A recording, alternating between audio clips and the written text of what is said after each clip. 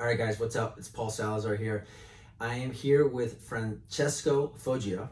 He's been a lender for how long? 20 plus years. 20 plus years. I met him through Jeff Highland here at Hilton Highland. He always speaks at our weekly meetings, and he's an expert in the field. So I wanted to bring him on so you guys know what's going on in the mortgage industry right now. There's a lot going on, as we all know, and we want to set the record straight, because what we've seen on the news is not always right. The news does more to to get us into that fear state, and less of educating us. Mm-hmm. So tell us, give us a little, kind of like a background on you, as Okay. well as what's going on right now in the mortgage industry. Well, I've been in the business for over 20 years. I've been ranked top 1% in the country.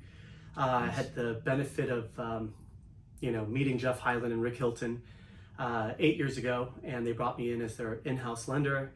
And I speak to the agents and I give them a pulse on the market, on interest rates, on products, on guidelines, just so that agents, they know what to say to their clients, because there's a lot of not misinformation in the news. There's just a lot of information in the news, and I think that too much information could scare your clients. And I feel that I want to make sure that my agents are focused on what rebuttals they should have in their back pocket when they hear some of the concerns with potential buyers. Of course. So the mortgage industry, obviously rates are up now more than ever. It is important to work with a bigger bank, I feel, because they have the balance sheet to fund loans.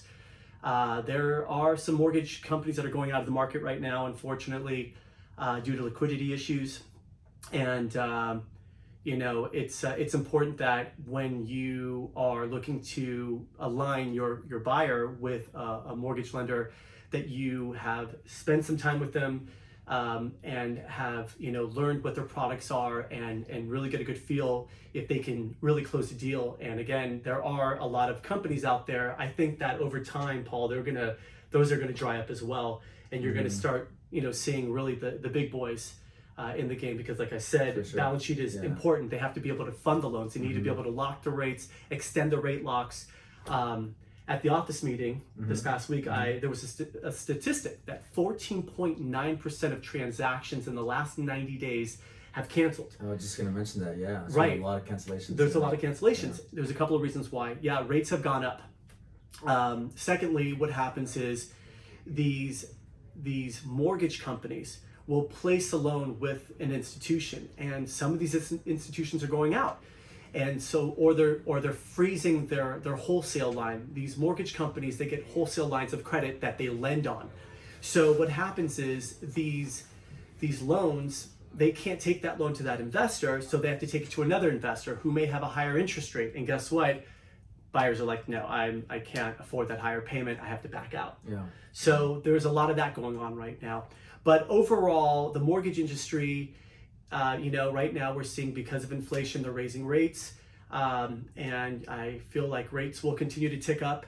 I have called around. I have friends at every institution. I'm always calling to find out, hey, where are your rates at? What's going on with your guidelines? Because I want to know when I'm talking to people.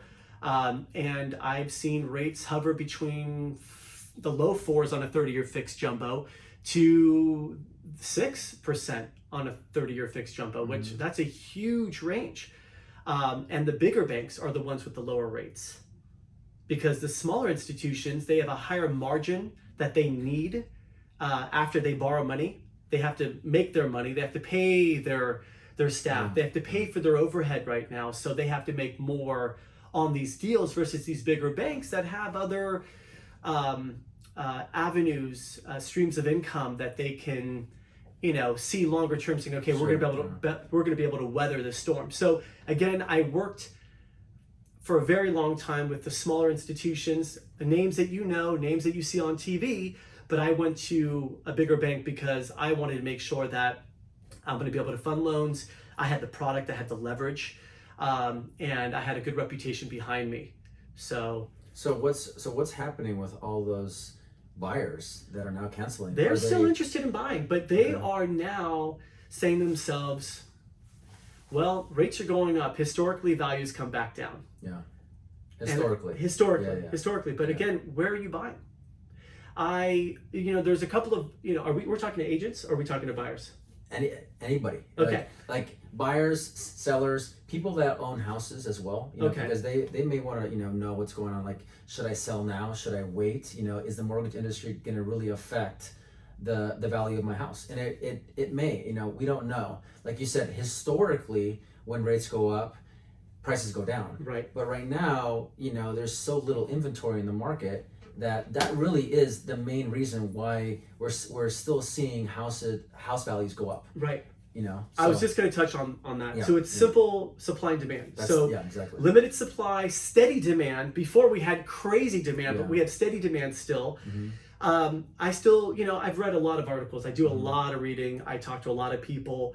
Instead of having 20 offers on a home, anything under 2.5 million, 3 million below, there's still offers. Still a lot there's of offers. There's still offers. Yeah. And so remember this, interest rates have averaged around 6% over the last 30 years. 6. Yeah. So if you're being quoted 4.5, 4.75, 5%, 5.25, 5.5 on a 30-year fixed loan, That's great. that's 30 years fixed. Take it. Where are you going to get that money? Yeah, and guess what? nowhere. If rates come back down, you can refinance. Yeah, that's a good point. So buy the home that you want to buy. Yeah. It's important if for you sure. can afford it. Yeah. If you can afford it. So let's talk about that Yeah. because everybody is so concerned about the interest rate, but they should be more concerned about the payments. Right? Yes. So when I'm talking to people, psychologically they hear 5%. Oh no, it was just 2.5% not too long ago. I don't even I tell them the rate, of course I have to, but I like to throw the payment out there first. Yeah. Because people, they're like, wait, I can afford that. What's the rate? And then I tell them like, okay, oh, that's kind of high, but hey, the difference in monthly payment between that and what it was, 6 months or so ago, it's a difference of X. And guess what? I'm going to be making more money. Yeah. Inflation is ticking up. Yeah. My employer is going to pay me more, whatever it is. That's what I do. Yeah. I always try to focus on the payment when I'm talking to people so that they're not psychologically psyched out of the deal. Yeah. And I can't begin to tell you, more than likely, people are like, okay, I can afford it. Yeah. Exactly. Yeah. So don't really scare them off with the rate, but just talk about the payment, because at the end of the day, that's the most important thing. How much can you afford? And then so you're saying around $5,300 on average for every per million. Per million. Yeah, Gotcha. and 530 Right now, per right 100,000. Yes, right around now. It depends on your credit score. Depends on just the deal. Are you taking up? Are you requesting a lot of leverage? Leverage, higher risk, higher rate. Lower leverage, lower risk, lower rate. So I would say around 5,300. People always ask me, hey, what do you think $1 million? What is $1 million mortgage these days? Around $5,300 a month, plus or minus. Okay. For the mortgage itself. Okay. So let's talk about jumbo versus conventional. More of like a conforming loan, because I thought in the past jumbo was a higher rate than conventional, but I think now is the opposite, right? Right. So why is that? Okay, so lower loan amounts have a higher default rate. They have. Yeah, Really? they have. Okay. Higher loan amounts have had a lower default rate. Higher loan amounts, jumbo loans, more than likely they're being portfolioed by the bank. The bank's actually keeping that loan on their balance sheet. The smaller loans are being sold, to Fannie Mae, Freddie Mac, to different investors. And so there's a margin. They have to make money. So, but yes, across the board, on all the deals that I've looked at in the last, in recent history, it's been lower with jumbo money.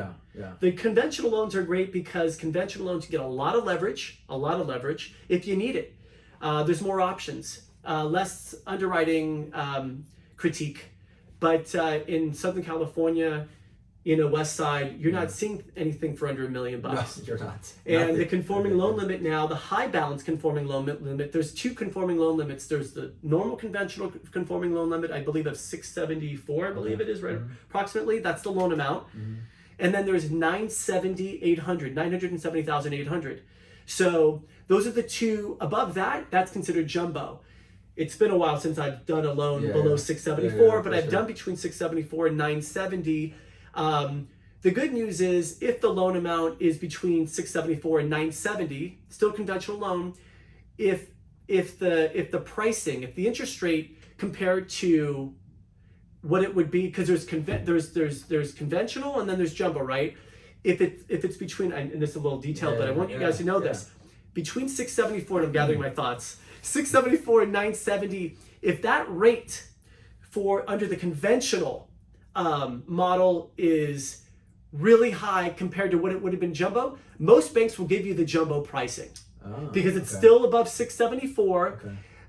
But on the other hand is if you need flexibility, like you have lack of credit or you have, you know, some issues where a conventional guideline would help you, you'll take the higher rate, but you'll get the conventional guidelines where it's a little bit more flexible to get you in.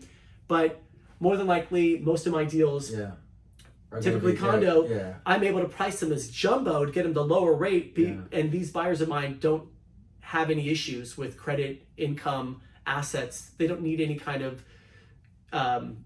massaging. And there's obviously a lot of massaging in LA if you're dealing with like business owners. Right, where they have, you know, multiple LLCs and K1s and all that stuff, right? Or they're just business owners and they do what a lot of business owners do. They write off their legitimate expenses, and so they say, "Hey, look, I grossed 300 grand, but I paid myself 80 grand. What do I do?"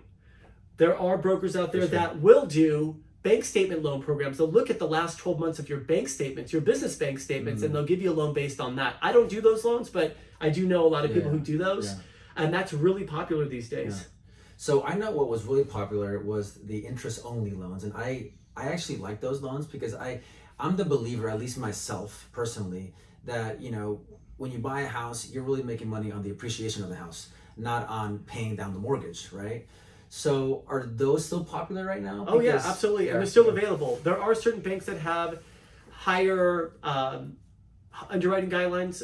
It's more strict to qualify because remember, banks are not going to qualify you on that interest-only loan. You know, if the mortgage principal and interest is $5,300 a month, that interest only is $2,900 a month. Okay, great. I'll do the $2,900. The bank is not going to underwrite the loan based on that $2,900. They're going to qualify you on interest and principal. Now, keep in mind that interest-only loans typically it's a 10-year interest-only period, which leaves 20 years left to repay the loan. The banks, most banks, they're going to amortize the loan over the remaining 20 years. So if you're borrowing $1 million, whatever the interest rate is, they don't amortize it over 30 years because you haven't paid 30 years of principal. There's only 20 years left. They squeeze it in 20 years. And if your income can qualify for the 20-year amortized repayment, then, so most of my interest-only clients are self-employed, okay, or people putting down a ton of money, but they have the income to support the debt, which is worst case scenario, paying back the loan in 20 years. Okay, I see. That makes sense. Yeah, that right? makes sense. Yeah. And a lot of times the interest rate that they qualify you on could be higher than the actual note rate that you're getting. So if you lock in a rate of, let's just say 5%, they don't qualify you at 5%. They qualify you at a higher rate, worst case scenario, because it's an adjustable rate mortgage. Because after 5, 7, or 10 years, the rate goes from fixed to adjustable. So they keep that in mind. And on top of that, not only a higher rate, a 20-year amortization, you better have the income to qualify. For sure, because that's the payments must skyrocket. Yeah, worst case, if you don't pay back after 10 years, you have 20 years left, your payment and your rate went from fixed to adjustable, they have to take worst case scenario into account when they're underwriting the loan. But if you have great income, you have you have equity, you have good credit, definitely worth calling your mortgage professional and running those numbers to see if you qualify. So the refi boom was obviously on fire. For the last couple of years. Yeah. Obviously now we're not seeing as much. So like if you're somebody that is looking to buy but they have to sell right now and they've already locked in a really really good rate. Like, what do you tell them? Well, again, it's all based on the payment, right? It's all based on the payment. You go back on the payment, and again, like you said earlier, you buy at the 5%, which is still historically a really low rate, and then in a couple of years, if it does go back down in the 4s, 3s, then you refi it. It's going to be another refi boom. This is always cyclical. Like it always happened. Happened in 2001. Happened in 2008. It's happening now. I mean, guys. So with regards to if you have to sell, if you have to buy, so you're basically asking me, what do your clients do that own a property that, life event happens, you're having another kid, exactly. You're making more money, whatever it is, you're getting married, you're getting divorced, whatever it may be.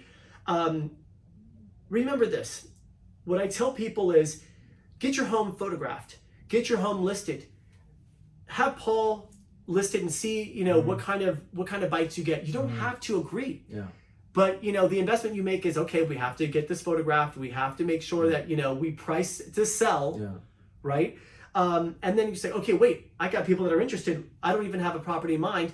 You can do an extended escrow, 45 days, 60-day, escrow. And then you could do a lease back, 30-day lease back, 60-day lease back. So you have 60 days of an escrow, another 60 days of lease back. That's 120 days. Yeah. And I've had clients go so far as to say, I still haven't found anything. What do I do? Put your stuff in storage. Yeah. Storage? Who wants to do that? A lot of people. Yeah. They do it. Of course. They do it. I have a client right now that just sold. He said, I still haven't found anything. I'm just going to do short-term rental, and I bank that money, and I will find something. And it is what it is. But it happens all the time. Okay. But I do tell people, look, at least get your home photographed. Yeah. At least, have Paul start talking to all of his associates because he's super connected. Start telling people, hey, I got a pocket listing. See what kind of bites. But again, it has to be priced to sell. Yeah, for sure. That's really, really important, especially right now in a softening market. More important than ever. Let's talk about, like, if you're not a first-time home buyer, but if you're a buyer and you're not looking to buy in the next at least 6 months to like the next 12 months. Right. What are you doing now? Are you Love talking this question. to a lender already? Yeah, absolutely. So you definitely want to talk to a lender, because if there are any wrinkles in your file, you got an issue with a credit card. You haven't saved enough money in reserves. You're self-employed. All your money's in your business account, not your personal. There are things that you need to be, planning for when you actually do apply officially. That, hey, I was able to get that credit issue resolved. I'm self-employed. All my money's in my business account. I started rolling my money to my personal account because banks want to see you have personal reserves. You may be 100% owner of your business, but they want to see that Paul Salazar has 3, 6, 12, 24 months of reserves in his own name, and it's been seasoned for 2 months. Banks want to see 2 months of bank statements with no large deposits. They want to see the money's just been sitting there. So that means I tell sometimes my clients, look, you are short on reserves. When is what's the cutoff on your bank statement? Oh, it's it's the 1st or the 30th. Get the money in on the 28th. And then so the statement for, let's just say, July shows that large deposit, but August and September, no large deposit. The money's been sitting there. October the 1st, you can apply. That's a big one. A lot of people don't have the money in their personal account. They have it in their business account. Sure. But again, I tell people, don't take out a ton of debt. Remember this, I just said it's approximately $5,300 a month, depending on the rate, per million, right? And hold on, does that include taxes and insurance? No. That's just the mortgage. That's just the mortgage. Okay. We'll talk about tax and insurance in a second, but per 100,000, that's $530, right? Just take off the zero. Thinking about getting a new car, $1,000 a month payment, that's over 200 grand you could have gotten in a mortgage. Approximately 200 grand a month. So like, wait, let's not go get the fancy car. Let's keep our debt to income ratio low. Let's keep our debt low. So I tell people, look at your credit card statement. You owe $7,000. What's the minimum payment? $250.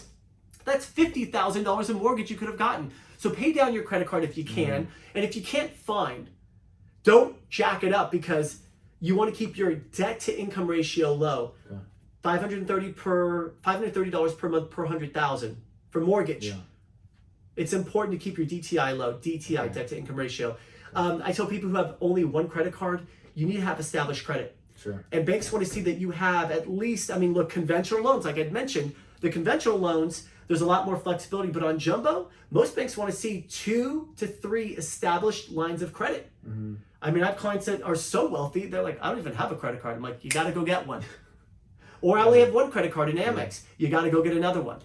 Banks want to see that you can manage debt. You're not just being handed $1 million for a home and they don't know that you can really manage debt. There's a lot of people who have money and they don't know how to manage their money or their bills. Yeah, for sure. All right, well, I think that covers a lot. I think we'll probably do this at least once a month so that we can get an update. A pulse on the market. Yeah, exactly.